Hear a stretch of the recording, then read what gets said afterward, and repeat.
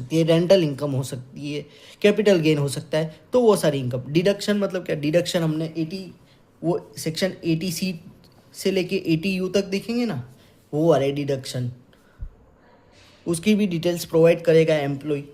और अगर कोई भी लॉसेस होगा, लॉसेस कौन से, हाउस प्रॉपर्टी के लॉस, बाकी सारे लॉसेस को हम यहाँ पे इग्नोर कर देंगे। हाउस प्रॉपर्टी के लॉस लेंगे, बाकी सारे लॉसेस को हम यहाँ पे इग्नोर कर देंगे। अब हम एक और नया पॉइंट देखते हैं, in case of arrears of salary.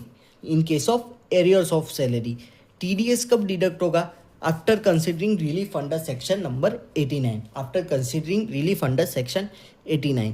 अभी हमको एग्जाम में रिलीफ अंडर सेक्शन 89 निकालने का नहीं बोलेंगे, वो खाली है ना एक ऐसा क्वेश्चन में पॉइंट देंगे कि TDS कब डिडक्ट होना चाहिए, एक थियरी टाइप क्वेश्चन होगा, वो हम जब क्वेश्चन करेंगे तब देखेंगे।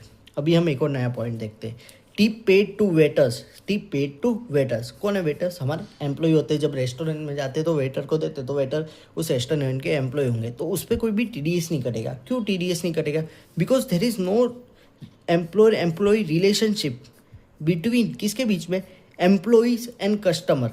एम्प्लॉयज़ एंड कस्टमर, जो कस्टमर ने टिप दी होगी, किसको दी होगी, एम्प्लॉय को, तो उसके बीच में तो कोई रिलेशनशिप नहीं है। सच payment does not fall in the nature of salary, वो पेमेंट ही नेचर नहीं है सैलरी के फॉर्म में, तो उस पर TDS नहीं कटेगा। अभी हम एक और नया पॉइंट देखते हैं, employer shall obtain evidence of the following claims made by employee. तो एम्प्लॉयर को एविडेंस ऑब्टेन करने, किसके लिए, जो क्लेम एम्प्लॉय ने मेड किए हैं, मतलब एम्प्लॉय ने जो क्लेम्स रखे हैं अपने। If not provided then ignore. अगर एम्प्लॉय अगर बोलता है कि मुझे हाउस रेंट अलाउंस दीजिए, पर उसने कोई एविडेंस ही नहीं रखा, तो उसको नहीं मिलेगा उसका एग्जम्पशन।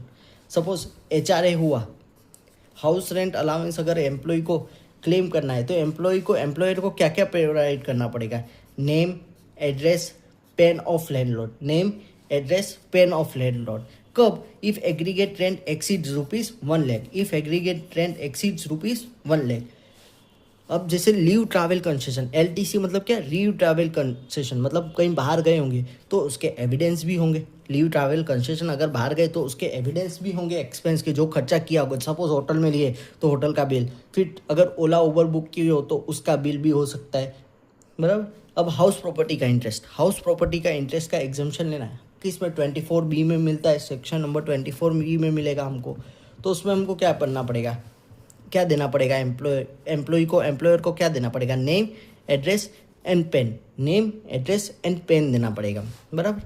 अब चैप्टर 6A के डिडक्शन क्लेम करने पड़ेंगे, कौन से, ATC से